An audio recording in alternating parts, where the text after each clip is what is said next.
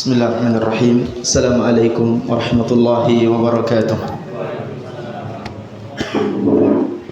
Alhamdulillahi wahdah, wassalatu wassalamu ala man la nabiyya ba'dah, wa ala alihi wa ashabihi wa man ittaba'a hudahu ila yaumil qiyamah. Ya ayyuhalladzina amanu ittaqullaha haqqa tuqatih wa la tamutunna illa wa antum muslimun. أما بعد فإن خير الحديث كتاب الله وخير الهدى هدى محمد صلى الله عليه وسلم وشر الأمور محدثاتها فإن كل محدثة بدعة وكل بدعة ضلالة وكل ضلالة في النار نعوذ بالله من النار. معاشر المسلمين والمسلمات rahimani wa rahimakumullah. Alhamdulillah, segala puji dan syukur senantiasa kita panjatkan kehadirat Allah Jalla wa Ala yang senantiasa memberikan kenikmatan kepada kita. Di antara kenikmatan yang Allah Azza wa Jalla anugerahkan kepada kita, nikmat iman, nikmat Islam. Ini merupakan nikmat yang sangat luar biasa.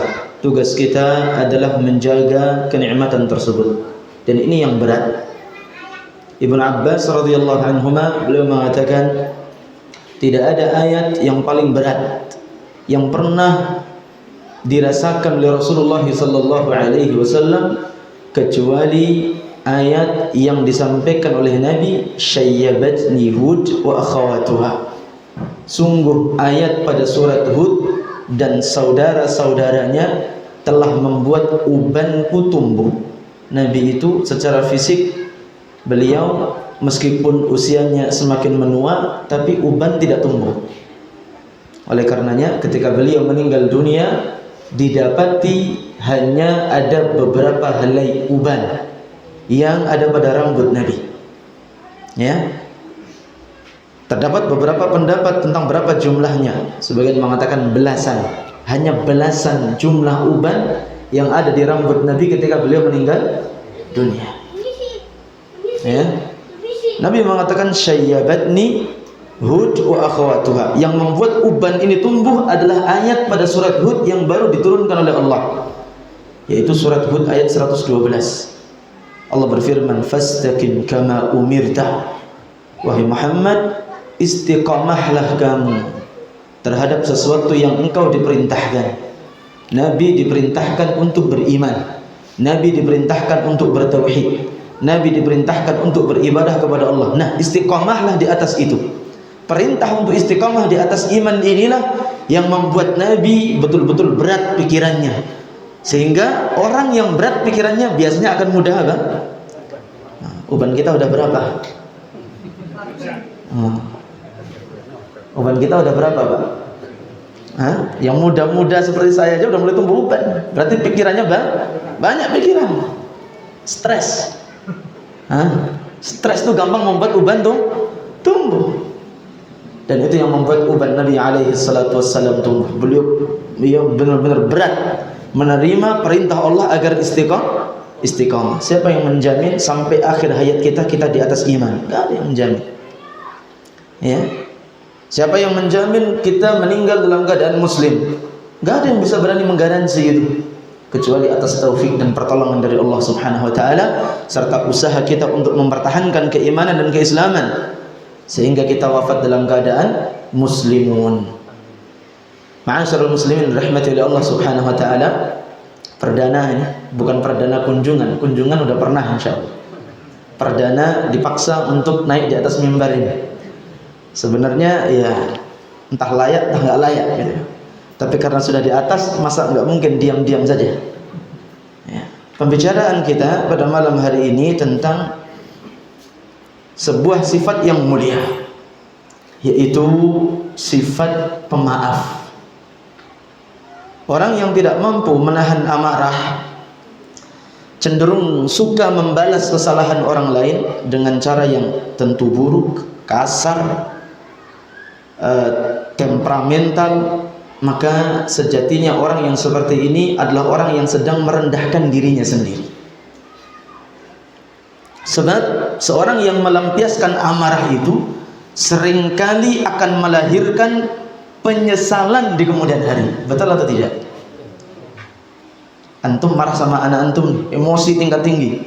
Setelah selesai perkara, apakah antum bangga atau menyesal? Menyesal. Mau minta maaf, malu sama anak. Akhirnya ya anak itu dikasih hadiah biasanya untuk menghibur. Sama, suami marah kepada istri, marah semarah-marahnya. Setelah perkara selesai, bangga atau menyesal? Menyesal. Payah lagi dapat izin nanti. Marah-marah mulu. Para jemaah dirahmati dimuliakan oleh Allah Subhanahu wa taala. Sebaliknya, orang yang terlatih untuk bisa mengendalikan amarah, emosi, berusaha menjadi jiwa yang lembut, mudah memaafkan, santun, maka sejatinya ia sedang menjaga dirinya dari kehinaan. Ya, Rasulullah sallallahu alaihi wasallam yang menggaransi apa yang saya sampaikan ini. Ini bukan perkataan kita. Nabi Muhammad sallallahu alaihi wasallam yang menyebutkan. Kata Rasulullah dalam hadis Muslim, "Wa ma zadallahu 'abdan bi'afwin illa 'izza." Tidaklah Allah menambahkan kepada seorang hamba jiwa yang mudah memaafkan kecuali akan semakin bertambah kemuliaan yang akan dia dapatkan. Pilih mana? Pilih gampang marah atau gampang memaafkan? Gampang memaafkan. Itu gampang atau berat? Berat. Prakteknya berat. Ma'asyiral muslimin rahimani wa rahimakumullah. Makanya orang yang paling kuat itu orang yang paling bisa menahan emosi sejatinya, meskipun orangnya kecil. Rasulullah sallallahu alaihi wasallam dalam hadis Bukhari Muslim sanadnya sahih, Nabi mengatakan laisa syadidu bisur'ah, innamas syadidu alladhi yamliku nafsahu 'indal ghadab. Orang yang kuat itu bukan orang yang bisa banting orang, tapi orang yang kuat yang sesungguhnya. Kalau tadi kuat yang tidak sesungguhnya berarti kuat secara fisik saja. Tapi orang kuat yang sesungguhnya, kata Rasulullah, alladzi yamliku nafsahu 'indal ghadab. Ketika ada pemicu yang bisa membuat dia marah, dia redam. Ketika ada sebab-sebab yang bisa membuat dia emosi, dia tahan. Dia ingat dengan hadis-hadis Nabi seperti ini. Dia ingat dengan motivasi Rasulullah sallallahu alaihi wasallam, pengen hina atau pengen mulia? Kalau pengen mulia, tahan emosi, sabar. Berikan uzur kepada orang yang mungkin membuat kita emosi. Dan yang terbaik bisa memaafkan kesalahan orang lain. Jemaah yang dirahmati oleh Allah Subhanahu wa taala. Sebuah pertanyaan yang besar. Kenapa kita harus menjadi seorang yang pemaaf? Ya, kenapa kita harus menjadi orang yang mudah memaafkan? Sekali lagi, teori ini teori, tapi untuk mempraktekannya butuh mujahadah, butuh kita sama-sama bersungguh-sungguh. Yang menyampaikan belum tentu bisa. Tapi kita sama-sama belajar. Pertanyaan yang besar, kenapa kita harus menjadi orang yang mudah memaafkan? Beberapa jawaban kita siapkan. Jawaban yang pertama, karena Allah bersifat pemaaf. Karena Allah bersifat pemaaf. Saya tanya sama antum semua. Makhluk Allah yang namanya manusia, yang Allah ciptakan ini, dari mulai yang pertama Allah ciptakan Nabi Adam sampai nanti manusia yang terakhir, dari sekian banyak jumlah manusia ini, banyak nggak yang berbuat salah sama Allah? Ya banyak banget. Termasuk siapa? Ya kita. Kita kalau kemudian muhasabah diri kita, bagi yang ikhlas ya, kira-kira lebih banyak kesalahan kita atau kebaikan kita? Makan sadar, alhamdulillah. Tapi Allah memberikan kesempatan untuk memaafkan atau tidak? Dibuka selebar-lebarnya. Gak ada waktu khusus, 24 jam sampai kita meninggal dunia Allah berikan kesempatan untuk dimaafkan kesalahan kita. Kesalahan yang apa? Semua kesalahan. Beda kalau kesalahan orang terhadap kita, kita pilih-pilih. Kesalahan yang levelnya A, oke, kita maafkan. Yang B, sedikit agak dimarahin. Yang C, susah dimaafkan ini. Kalau Allah mau kesalahan apapun, selama orang itu mau untuk meminta maaf, dimaafkan tidak? Dimaafkan. Nah itu yang harus kita contoh bersama para jemaah yang dirahmati Allah. Allah itu disifati dengan Al-Afu. Dalam banyak ayat, diantaranya Al-Hajj ayat 60, Allah berfirman, Innallaha la'afuwun ghafur. Sesungguhnya Allah benar-benar maha pemaaf. Al-Afu, maha pemaaf.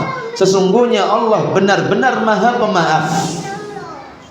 Syekh Muhammad bin Nasir As-Sa'di rahimahullah dalam kitab tafsir beliau mengatakan ketika menafsirkan ayat ini, ay ya'fu minal mudhnibin. Artinya Allah dialah zat yang maha memaafkan semua orang yang berdosa tanpa dikecualikan. Fala yu'ajiluhum bil 'uqubah. Allah tidak menyegerakan siksaan orang yang berdosa. Wa yaghfiru dzunubahum fayaziluha. Allah mudah untuk segera mengampuni dosa mereka. Ini luar biasa. Kita berbuat salah, diampuninya itu disegerakan, disiksanya itu ditunda oleh Allah. Luar biasa ini. Kita punya kesalahan sama Allah, diampuninya itu cepat kalau kita mau, disiksanya itu ditunda karena kita nggak minta maaf. Kurang baik apa coba? Kalau kita gimana? Nyiksanya cepat, ngukumnya cepat, ngasih maafnya nanti belakangan. Emang enggak? Luar biasa. Inilah bagaimana pemaafnya Allah subhanahu wa ta'ala. Oleh karenanya, ketika kita berada di hari Ramadan, wabil khusus di 10 hari terakhir, apa doa yang paling banyak dianjurkan untuk dibaca? Allahumma innaka afuwun tuhibbul afwa fa'fu anni. Ya Allah, Engkau adalah zat yang al-afu, maha pemaaf, suka memaafkan, maka maafkan kesalahanku. Jamaah kaum muslimin muslimat dirahmati dan dimuliakan Allah subhanahu wa ta'ala, sifat memaafkan Allah subhanahu wa ta'ala ini sifat yang tetap, bahkan terus menerus, tidak akan pernah Allah hentikan sampai matahari terbit dari arah barat. Selama matahari masih terbit dari arah timur, kesempatan untuk memaafkan kesalahan manusia seperti kita senantiasa Allah buka. Rasulullah sallallahu alaihi wasallam beliau mengingatkan kita dalam hadis Muslim sanadnya sahih, innallaha yabsutu yadahu bil-lail liyatuba musii'un nahar. Allah itu membentangkan tangannya di malam hari untuk memaafkan kesalahan manusia yang berdosa di siang hari. Wa yabsutu yadahu bin-nahar liyatuba musii'ul lail. Di siang hari Allah juga membentangkan tangannya siap memaafkan kesalahan orang yang berbuat salah di malam hari. Siang malam Allah terima, enggak ditutup. Hatta tatlu asy-syamsu min maghribiha. Allah akan menutup ketika matahari sudah terbit dari arah barat, atau ketika kita nyawanya sudah sampai tenggorokan. Ya. Innallaha yaqbalu taubata 'abdihi ma lam yughargir, kata Rasulullah. Sesungguhnya Allah menerima taubat hambanya selama dia belum sekarat, nyawanya belum sampai tenggorokan. Jamaah kaum muslimin muslimat yang dirahmati oleh Allah subhanahu wa ta'ala, kalau sekiranya Allah tidak memiliki sifat pemaaf, sungguh tidak ada manusia yang akan Allah hidupkan di atas permukaan bumi ini. Karena semua manusia akan jatuh kepada kesalahan. Kenapa masih hidup kita di atas permukaan bumi ini? Karena Allah maafkan. Coba bagaimana ketika ada orang yang setiap salah langsung Allah azab, selesai sudah. Allah sebutkan dalam Al-Quran surah Fatir ayat 45, walau yu'akhidhullahu an-nasa bima kasabu ma taraka ala dhahriha min dabbah. Kalau sekiranya Allah menyiksa setiap manusia yang berbuat dosa, setiap berbuat dosa langsung disiksa, kalau sekiranya demikian keadaannya, niscaya Allah tidak akan meninggalkan satupun manusia di atas permukaan bumi ini, disiksa semua. Kita berbuat salah. Walakin yuakhiruhum ila ajalin musamma. Tetapi Allah dengan sifat yang luar biasa pemaafnya, Allah menangguhkan penyiksaan itu sampai hari yang ditentukan. Maksudnya Allah ingin memberikan kesempatan, yuk siapa yang mau bertaubat, aku maafkan. Siapa yang mau ngaku dia berbuat salah, aku akan aku akan maafkan kesalahan itu, kata Allah Subhanahu wa taala. Ma'asyiral muslimin rahmatillah Allah. Penutup dari poin pertama ini sebagai penegasan bahwa Allah sifatnya adalah pemaaf, maka kita kalau bisa juga mencontoh sifat tersebut, mudah memaafkan. Allah sebutkan dan tegaskan Az-Zumar 53, Qul ya ibadiyalladzina asrafu ala anfusihim la taqnatu min rahmatillah. Katakan, wahai hamba-hamba yang dosanya sudah kelewat batas, kesalahannya sudah terlalu banyak, jangan pernah berputus asa dari pemaafan Allah. Rahmat Allah maksudnya ampunan dan maafnya Allah. Jangan putus asa.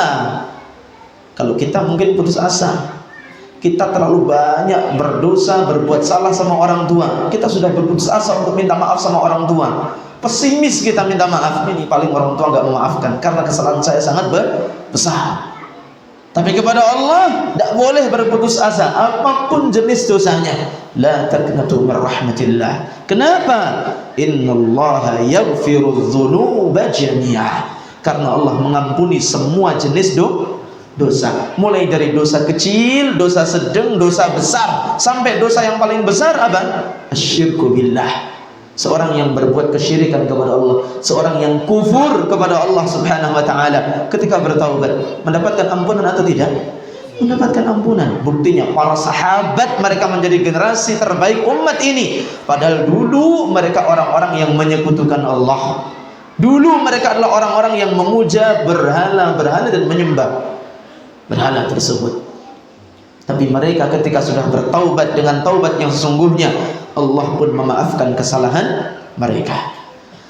Lanjut, alasan kedua, kenapa kita mesti menjadi hamba yang pemaaf? Alasan yang kedua, karena Rasulullah juga bersifat pemaaf. Ma'asyiral muslimin, kalau kita mau membicarakan tentang bagaimana sosok Rasulullah yang mudah memaafkan, panjang sekali, banyak banget kisah-kisah tentang beliau itu mudah sekali memaafkan. Kita ambil 1, 2, 3 saja dari sekian ratus kisah, bagaimana hebatnya beliau mudah memaafkan kesalahan orang lain. Dan ini yang harus kita contoh. Bukankah Nabi itu beliau diutus untuk kita contoh? Laqad kana lakum fi Rasulillahi uswatun hasanah. Sungguh telah ada pada diri Rasulullah sallallahu alaihi wasallam contoh yang baik. Yang kita contoh. Di antara yang beliau contohkan adalah mudah memaafkan kesalahan.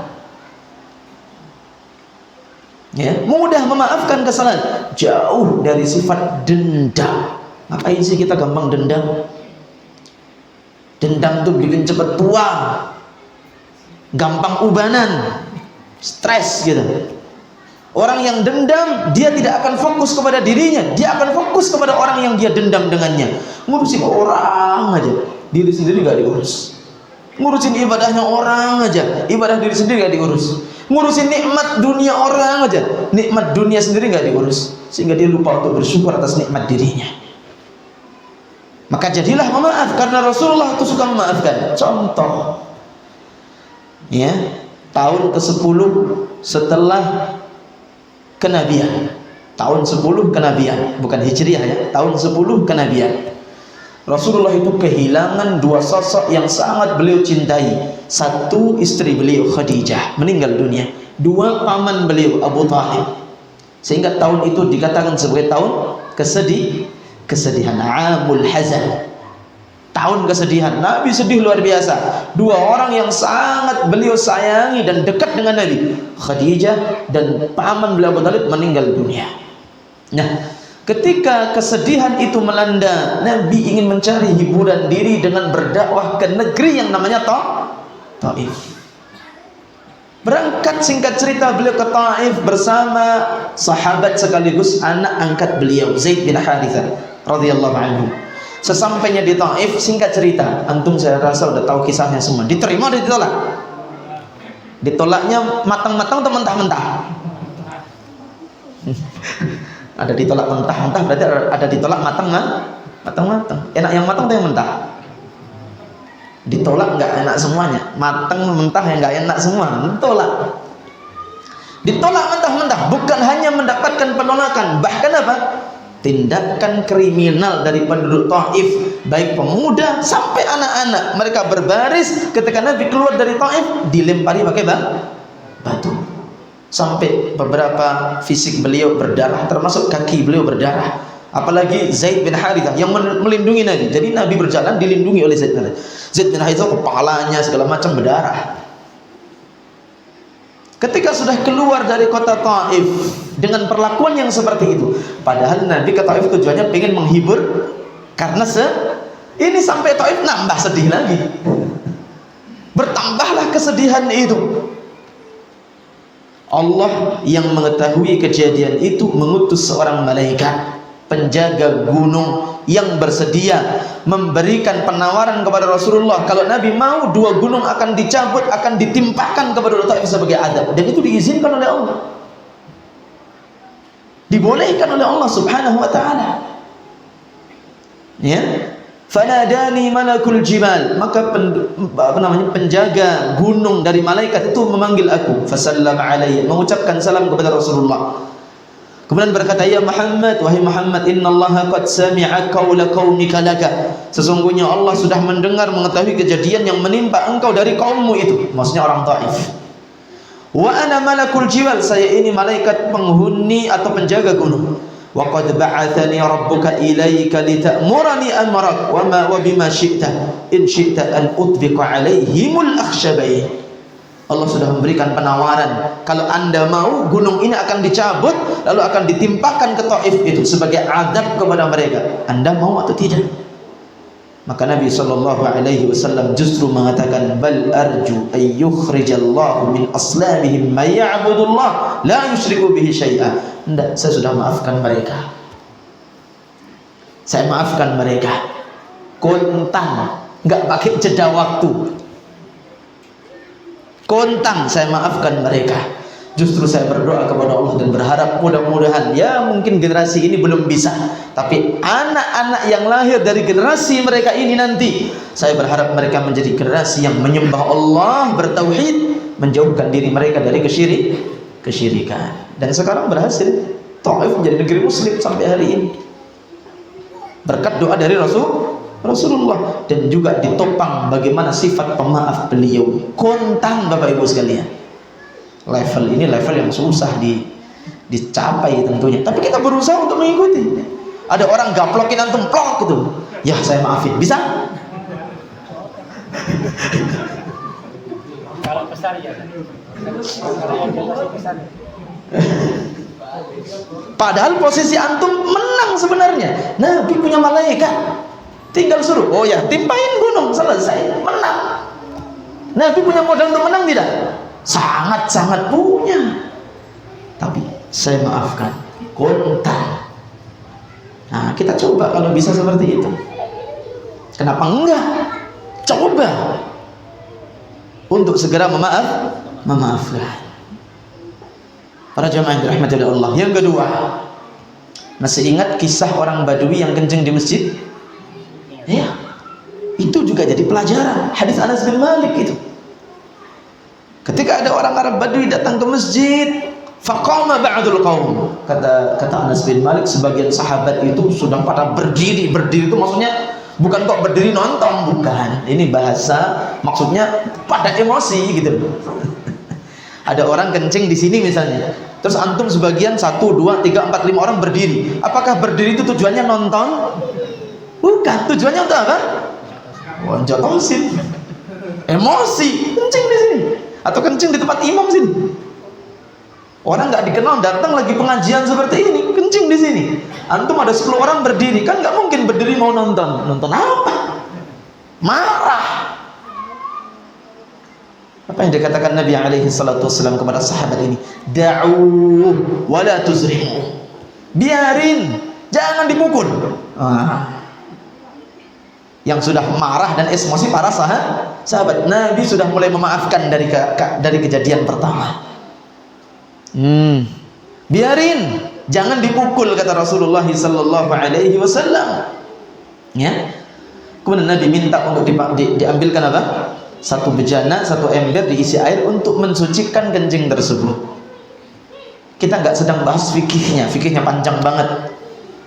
Tapi yang kita bahas bagaimana tenangnya Nabi ketika ada orang berbuat kesalahan, mudahnya beliau memberikan maaf.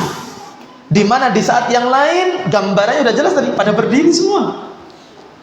Nabi cegah mereka agar jangan sampai kemudian bertindak kriminal. Nabi hanya memberikan nasihat kepada si Badui tadi. Inna hadhil masajida la tasluhu li syai'in min hadzal baul wal qadar. Sesungguhnya ini masjid, wahai Badui. Badui baru masuk Islam, nggak paham masjid itu untuk apa, nggak ngerti. Mungkin dia di rumah juga kencing sembarangan, biasa. Namanya kubu. Nggak ada interaksi dengan orang-orang di luar. Dia anggap masjid ini kayak rumah dia di sana. Sesungguhnya ini masjid namanya.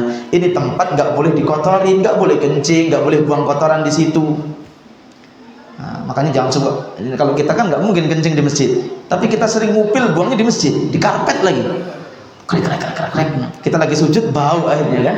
Nah, itu termasuk tuh. Ya, tapi bukan Badui ya. Innama hiya li dzikrillah, sesungguhnya masjid untuk berzikir kepada Allah, wassalah untuk salat, wa qiraatil Quran untuk baca Quran, ya. Lalu Nabi mengatakan di akhir kalimat hadis ini, bagus banget nih kata Nabi. Apa kata Nabi? Fa innama bu'itstum muyassirin wa la tub'isu mu'assirin. Wahai para sahabat, kalian itu ditugaskan agar jangan sampai membuat orang itu gampang lari dari dakwah. Jangan kemudian gampang mempersulit orang yang baru mengenal dakwah. Ya, jemaah dirahmati oleh Allah SWT. Ada orang datang baru ikut ngaji, mungkin penampilannya masih aneh. Antum nangin dari bawah atas, bawah atas, bawah atas. Enggak satu orang, 5 orang, 10 orang. Besok enggak datang lagi, kapok. Saya datang ke sana kayak orang apa aja, ada yang salah apa aja. Dia enggak merasa salah. Ada orang datang baru, mungkin pakaiannya beda, udah sapa, assalamualaikum, gimana kabarnya, ajak duduk. Kalau perlu habis kajian diajak makan. Jangan buat orang lari, apalagi baru mengenal dakwah. Sama dengan Badui tadi. Coba kalau Badui tadi jotosin, dia lapor satu kampung di Badui sana, nggak ada yang mau masuk Islam. Agama Muhammad jotosin kerjaannya, emosian. Jangan. Jadilah orang yang mudah memaafkan, apalagi kepada orang yang memang belum tahu. Terakhir, yang ketiga, contoh Nabi itu gampang memaafkan. Nabi SAW itu mudah memaafkan istrinya. Nah, ini sebagai mukadimah udah ngeri kayaknya. Istri antum datang nggak di sini? Alhamdulillah. Ya kan? Nabi SAW itu mudah memaafkan istrinya. Selama memang kesalahannya bisa ditoleransi. Ya.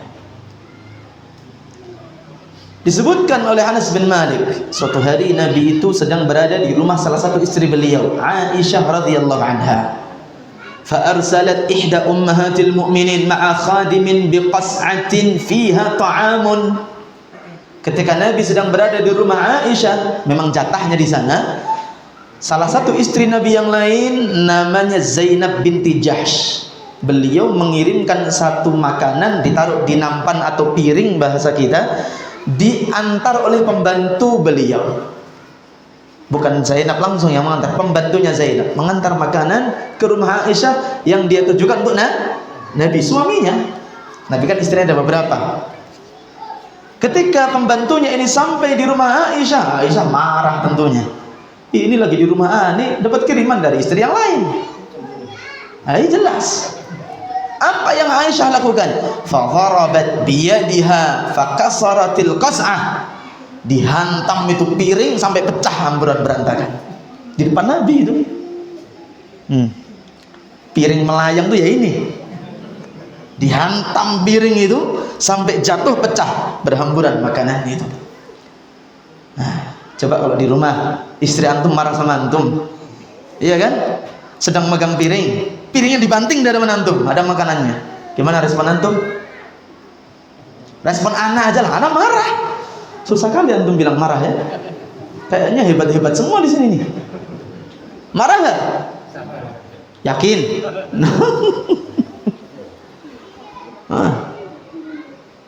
Dibanting piringnya, pecah, berhamburan makanan itu. Nabi SAW, beliau subhanallah, Fadhammaha, kata Anas bin Malik, Nabi itu nyantai. Beliau langsung duduk mengumpulkan makanan yang berceceran tadi.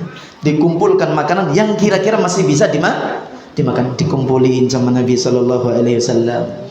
Wa ja'ala fiha at-ta'am wa qala kulu. Ya, ketika makanan itu sudah dikumpulkan, diletakkan di atas piring yang masih bisa ditaruh di situ, Nabi mengatakan, ayo siapa yang mau makan, makan.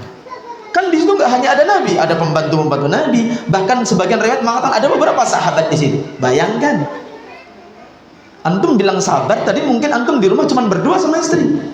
Antum lagi dikunjungi Ustadz antum misalnya, lagi ngobrol sama Ustadz, istri antum datang ke ruang tamu, ada Ustadz banting biar nggak ada makanan. Apa yang terjadi? Bukan makanan yang kita kumpulkan, istri kita banting itu akhirnya. Nabi kumpulin makanan. Nabi berkata kepada yang hadir, yuk siapa yang makan, yuk kita makan. Subhanallah. Ya, wa habasa ar-rasulu wal qas'ata hatta farru. Nabi pun memegang piring yang Nabi letakkan makanan dari di atasnya, Nabi pegang sendiri, yuk siapa yang makan. Semuanya diambil, semuanya ngambil makanan sampai Nabi betul-betul menyelesaikan hajatnya. Akhirnya semua makan di situ. Artinya Nabi memaafkan atau marah di sini? Memaafkan. Indikasi bahwa Nabi memaafkan, Nabi malah justru bercanda kepada para sahabat yang hadir. Nabi berkata kepada para sahabat, gharat ummukum, gharat ummukum. Biasa, ya, istri anda lagi cemburu itu, biasa. Biasa itu, ibu-ibu kalian itu sedang cemburu. Dikatakan ibu-ibu kalian karena memang semua istri Nabi disebutkan oleh Allah sebagai ummahatul mukminin, ibu-ibunya orang-orang yang beriman. Dah, yang kedua ini, alasan ketiga, kenapa kita dituntut untuk menjadi orang yang punya sifat pemaaf. Alasan yang ketiga yaitu bahwa memaafkan itu sendiri adalah sedekah para jamaah. Kita memaafkan kesalahan orang itu adalah sedekah. Termasuk sedekah yang sangat bernilai, bahkan bukan sedekah yang biasa, sedekah yang sangat bernilai. Disebutkan dalam kisah yang cukup menarik ketika Allah Subhanahu wa taala menyebutkan rentetan kisah ini dalam surat At-Taubah secara khusus, yaitu kisah perang Tabuk namanya. Perang Tabuk ini juga dikenal sebagai Jaisyul Usrah, peperangan di masa sulit, karena ini memang terjadi di masa paceklik. Kurma-kurma nggak panen, kalau bahasa kita kurma sedang trek-treknya, ya, cuaca juga nggak menentu, nggak ada hujan-hujan, hewan-hewan pada guling mati karena nggak ada rumput yang bisa dimakan. Betul-betul paceklik saat itu, lama pacekliknya. Nah, itulah peristiwa perang Tabuk namanya, sehingga membuat beberapa sahabat itu terkontaminasi, hampir terkontaminasi dengan orang-orang munafik. Orang munafik nggak mau ikut perang. Beberapa sahabat sempat itu tergiur untuk nggak ikut perang, tapi akhirnya pada balik. Hanya beberapa sahabat, di antaranya Ka'ab bin Malik dan kawan-kawannya yang terkenal kisahnya. Kita nggak akan bahas kisah itu. Di saat itu Nabi memotivasi. Sebelum memotivasi, Nabi memberikan syarat, siapa yang mau ikut perang ini dia wajib punya kendaraan. Karena Tabuk itu jauh banget, nggak dekat, nggak seperti perang-perang sebelumnya. Siapa yang mau ikut perang wajib punya kendaraan, mau itu kuda, unta, keledai, begal, terserah, yang penting kendaraan. Yang punya kendaraan, alhamdulillah bisa ikut perang. Yang nggak punya kendaraan dari sahabat banyak, karena sahabat tidak semua kaya, banyak juga sahabat yang miskin tidak punya kendaraan. Karena banyak sahabat yang tidak kebagian kendaraan, akhirnya Nabi memotivasi. Apa kata Nabi? Menjahaza jaisyal usrah falahul jannah. Siapa yang mau sedekah untuk mempersiapkan bekal pada perang di masa sulit ini, Nabi aja mengatakan perang di masa sulit, falahul jannah, pasti dibalas dengan surga. Kita kalau di posisi saat itu gimana? Infak gak kita kira-kira? Yakin? Ya tergantung kita ini termasuk orang-orang yang mukhlisin atau terkontaminasi dengan munafikin. Ya, buktinya kalau diumumkan ini ada peluang jariah segini untuk pembangunan masjid, kebutuhannya ini itu untuk mengeluarkan itu berat banget nih. Di rekening ada 50 juta, mau ngeluarin 50 ribu tuh kayaknya jadi orang rugi gitu loh. Nah, belum tentu kita di zaman itu jadi kayak Abu Bakar, jangan-jangan jadi kayak Abu Jahal, ya atau tidak? Tapi Nabi motivasi, siapa yang menyiapkan perbekalan untuk perang Tabuk yang sulit ini pasti dapat surga. Pulang semua para sahabat berceceran, mereka lari ke rumah masing-masing untuk mencari apa yang bisa disedekahkan untuk persiapan bekal perang ini. Tentu yang disedekahkan adalah ya barang-barang yang bermanfaat untuk perang, tentunya begitu. Datang Abu Bakar dengan hartanya. Nabi SAW berkata kepada Abu Bakar, "Ya Abu Bakrin, fama abqaita li ahlik." Wahai Abu Bakar, apa yang engkau sisakan untuk keluargamu di rumah dengan sedekah ini? Kata Abu Bakar, "Abqaituhumullaha wa rasulah." Saya sisakan Allah dan Rasulnya di rumah. Artinya semua hartanya dibawa, nggak disisain.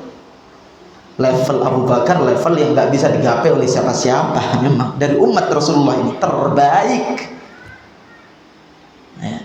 Kapan kita punya level seperti itu? Ya kayaknya mustahil ya. Kita ini sangat cinta dengan dunia soalnya. Semua harta Abu Bakar dibawa tanpa disisakan untuk disedekahkan. Karena Abu Bakar tahu matematika Allah. Balasannya apa tadi? Surga. Surga itu mahal setengah mati, gak bisa dibeli dengan harta dunia. Tapi saat itu ada kesempatannya, Abu Bakar gak melewatkan kesempatan. Umar datang membawa setengah harta. Ya, ketika Umar tahu ternyata Abu Bakar membawa semua harta, Umar geleng-geleng. Padahal Umar ketika dari rumah membawa setengah harta, apa kata Umar? Hari ini aku akan mengalahkan Abu Bakar. Selama ini saya kalah sama Abu Bakar. Hari ini saya nggak mau kalah, saya bawa setengah harta saya. Sampai di hadapan Rasulullah, geleng-geleng dia. Waduh, nggak ada apa-apanya sama Abu Bakar ternyata. Apa kata Umar radhiyallahu anhu? Wallahi la asbiquhu ila syai'in abada. Demi Allah, sampai kapanpun aku nggak akan pernah bisa menyamai level siapa? Abu Bakar. Makanya kalimat ini itu juga menjadi penguat bahwa Abu Bakar lebih layak menjadi pengganti Nabi setelah itu selain daripada Umar. Sahabat-sahabat yang lain juga demikian. Utsman bin Affan radhiyallahu anhu, beliau membawa kepingan uang dinar, 1000 dinar ditaruh di kain. 1 dinar itu 4,25 gram emas murni kali 1000 keping. Subhanallah. Itu kalau dihitung itu sekitar 4 miliar kalau seandainya emas 1 juta loh. Ya kan? Seandainya emas 1 juta, 4 miliar lebih itu, 4 miliar seperempat. Kontan langsung 4 miliar seperempat. Zaman itu ya, jangan diharapkan zaman sekarang. Mata uang sekarang kan semakin, zaman itu loh, dengan kehidupan yang sesederhana dulu, 4,5 miliar tuh fantastis banget tuh. Ternyata masih kurang kata Rasulullah sallallahu alaihi wasallam. Datang lagi Utsman dengan membawa 50 ekor tambah 50 ekor. 50 ekor apa? 50 ekor unta. Kurang, diambil nilai 1000 ekor unta. Berarti 1100 ekor unta. Unta harganya berapa? Sapi aja kan antara 15-20. Ya unta anggap 2 kali lipat dari itu. Berarti 40 kali 1100 unta. Ya hampir 4 miliar lagi. Lebih dari 4 miliar lagi. Kontan Utsman. Makanya dalam hadis disebutkan kata Rasulullah, Utsman telah membeli surga dengan hartanya. Sahabat-sahabat yang lain juga sama. Ya ini kan yang kaya-kaya ini. Bagaimana yang miskin-miskin? Sama, apa yang bisa dibawa. Sampai disebutkan ada seorang yang hanya membawa 1 mud kurma. 1 mud itu 2 kali ini gitu, 2 kali genggaman ini. Ada yang membawa setengah mud kurma karena dia pengen dapat surga, dan itu yang dia punya. Para jemaah dirahmati oleh Allah, di saat itu baru ketahuan siapa yang mukmin, siapa yang munafik. Allah sebutkan dalam Al-Quran At-Taubah 79, alladzina yalmizuna almutawwi'ina minal mu'minina minas sadaqat walladzina la yajiduna illa juhdahum fayaskharuna minhum sakhirallahu minhum wa lahum 'adzabun alim. Orang-orang munafik itu mereka bisanya hanya nyinyir. Nyinyir itu apa? Komentar negatif. Melihat sahabat-sahabat kaya yang infaknya jor-joran, sombong. Tuh riak tuh Abu Bakar. Yang kaya-kaya dikomentarin begitu. Begitu nengok orang-orang miskinnya sahabat yang cuman bawa ada 1 karung kurma, 2 karung kurma, 1 genggam kurma, 1 kresek kantong kurma misalnya gitu kan. Apa kata orang munafik?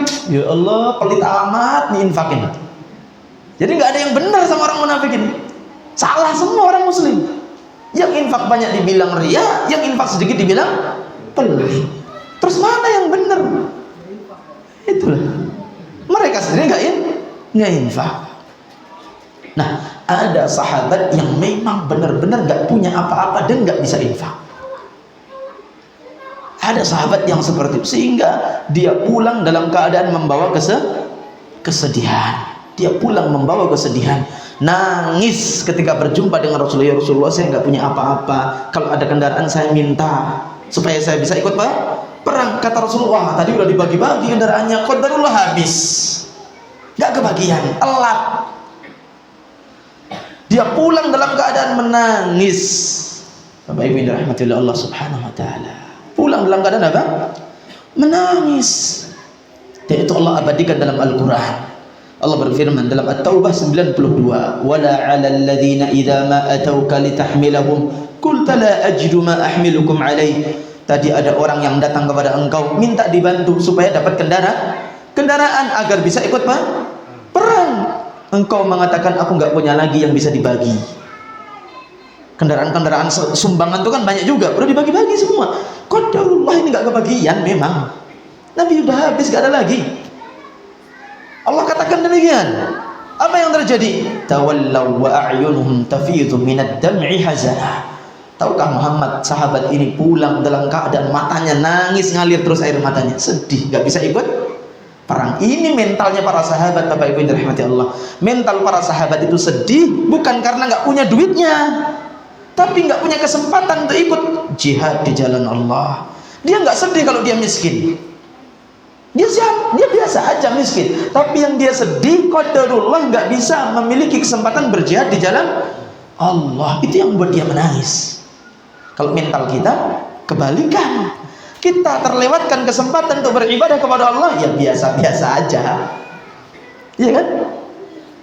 Terlewatkan untuk bermajelis ilmu, ya biasa-biasa aja, kayak merasa nggak ada yang kurang. Tapi ini dunianya kurang sedikit saja, panennya mungkin agak biar merosot gitu. Waduh, udah kowar-kowar aja kita dah, ngambek itu dah, ya? Nangis mungkin bahkan, ya, dompetnya hilang, nangis langsung kita. Begitu pahala salatnya hilang, nggak nangis gitu. Mentalnya beda dengan mental para sahabat ridwanullahi alaihim ajmain. Nah, sahabat yang menangis itu di antara mereka kan ada 7 orang sebenarnya. Salah satu di antara mereka namanya Ulbah. Siapa namanya? Ulbah. Sahabat itu namanya Ulbah. Ya.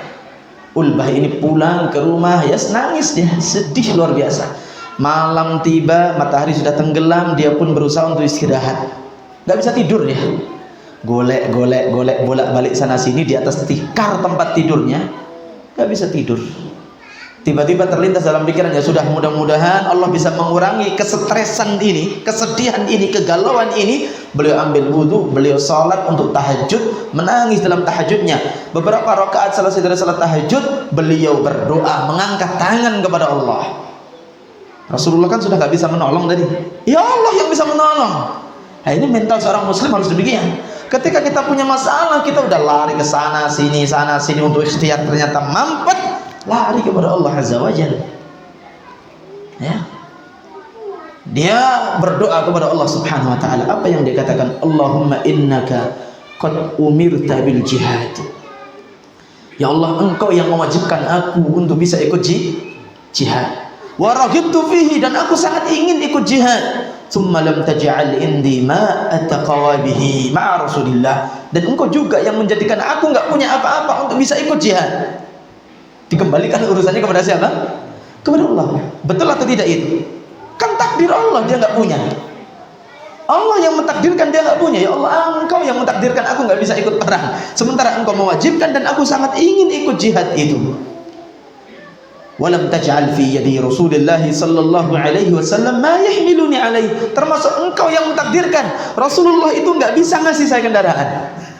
Dicurhatkan ini kepada Allah Subhanahu wa taala, apa yang menjadikan beliau galau. Nah, kalimat ini yang akan kita ambil kesimpulannya sebagai penutup kajian kita. Beliau katakan di akhir doa, dan ini beliau ulang-ulang, wa inni atasaddaqu ala kulli muslimin bi kulli mazlamatin asabani biha fi malin aw jasadin aw irdin. Ya Allah, malam ini saya bersedekah memberikan semua maaf kepada semua orang yang pernah zalim sama saya, yang pernah menyakiti saya, yang pernah mengganggu saya, yang pernah merusak kehormatan saya, yang pernah mengambil harta saya. Ya Allah, saya maafkan mereka semua, dan maaf ini saya jadikan sebagai bentuk sedekah, karena saya nggak bisa sedekah. Yang lain kan tadi pada sedekah semua. Dia sedih nggak bisa sedekah, dia nggak punya apa-apa, bener-bener nggak punya apa-apa. Dia sedekah dengan memaafkan kesalahan orang lain. Nah, ini puncak dari doa beliau. Subhanallah. Ya, ini klimaksnya luar biasa Bapak Ibu sekalian, tajam banget ini, sangat mengena kalau kita baca hadis ini. Saya, ya Allah, saya sedekahkan dengan maaf semua orang yang pernah menzalimi saya. Ini berat loh ini. Ini berat, ini luar biasa ini. Sambil menangis beliau ulang-ulang kalimat itu sampai waktu subuh tiba. Ya. Beliau hadir ke masjid untuk salat berjamaah, salat subuh biasa bersama Rasulullah dan para sahabat. Sampai di masjid, selesai salat subuh, Nabi Shallallahu Alaihi Wasallam didatangi Jibril. Jibril memberitahukan tentang apa yang sudah terjadi kepada sahabat Ulbah. Kisah lengkapnya, kronologisnya itu sudah disampaikan kepada Rasulullah. Ya, Rasulullah sudah tahu. Nabi SAW kemudian berdiri setelah salat itu. Nabi mengatakan dengan suara yang lantang, Ainal mutasaddiqu hadhil lailah. Siapa orang yang malam tadi sudah bersedekah? Diam semua. Karena orang-orang sedekah kan kemarin siang sampai sore lah mungkin gitu kan, malam udah istirahat. Nggak ada yang sedekah malam itu, udah ditutup oleh Rasulullah SAW. Tapi Nabi mengatakan, siapa yang tadi malam bersedekah?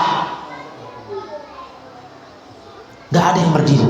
Ulbah pun juga nggak merasa sedekah, dia nggak sedekah kemarin. Ulbah merasa nggak sedekah malam itu, diam aja.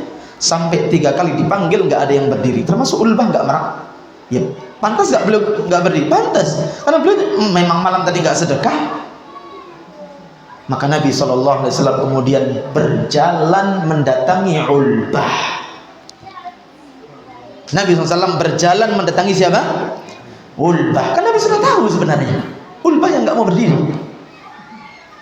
Nabi SAW kemudian mengatakan kepada Ulbah, apa kata Rasulullah? Abshir, kabar gembira bagi anda. Langsung ditunjuk di hadapan semua sahabat. Kabar gembira bagi engkau. Fawalladhi nafsu Muhammadin biyadih, demi yang jiwa Muhammad ada di tangan Allah Subhanahu wa ta'ala. Demi Allah maksudnya, sumpah Rasulullah sih. Apa kata Rasulullah? Laqad kutibat fis sadaqatil mutaqabbalah. Dalam riwayat yang lain, laqad kutibat fiz zakatil mutaqabbalah. Sedekahmu tadi malam telah diterima oleh Allah. Kontan diterima oleh Allah. Sedekahmu yang sangat luar biasa nilainya tadi malam itu telah diterima oleh Allah. Beliau bersedekah dengan apa?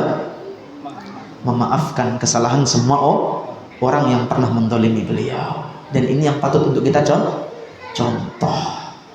Para jamaah yang dirahmati oleh Allah Subhanahu wa taala, sudah masuk waktu Isya, menandakan sudah berakhirnya kajian kita. Sebenarnya masih ada beberapa alasan, tapi insya Allah ini sudah cukup dari apa yang kita bisa berbagi ya, dari ilmu yang sedikit ini. Semoga apa yang disampaikan bermanfaat, terutama bagi yang menyampaikan, dan secara umum kepada antum semuanya yang bisa hadir pada kesempatan malam hari ini. Semoga Allah Subhanahu wa taala memberikan kepada kita ilmu yang bermanfaat. Semoga Allah Subhanahu wa taala mengampuni setiap kesalahan-kesalahan kita, dan kita berdoa kepada Allah Subhanahu wa taala semoga Allah memberikan taufik agar kita diberikan kemudahan menjadi hamba-hamba yang mudah memaafkan. Jangan lupa sisihkan waktu-waktu khusus, waktu-waktu mustajab untuk terus mendoakan saudara-saudara kita yang ada di Palestina. Semoga Allah segera memberikan pertolongan kepada mereka. Semoga Allah segera memenangkan kaum muslimin. Semoga Allah segera menghancurkan musuh-musuh Allah dan musuh-musuh kaum muslimin. Kita akhiri perjumpaan kita dengan doa kafaratul majlis. Subhanakallahumma wa bihamdika asyhadu an la ilaha illa anta astaghfiruka wa atubu ilaik. Wabillahi taufiq. Wassalamu alaikum warahmatullahi wabarakatuh.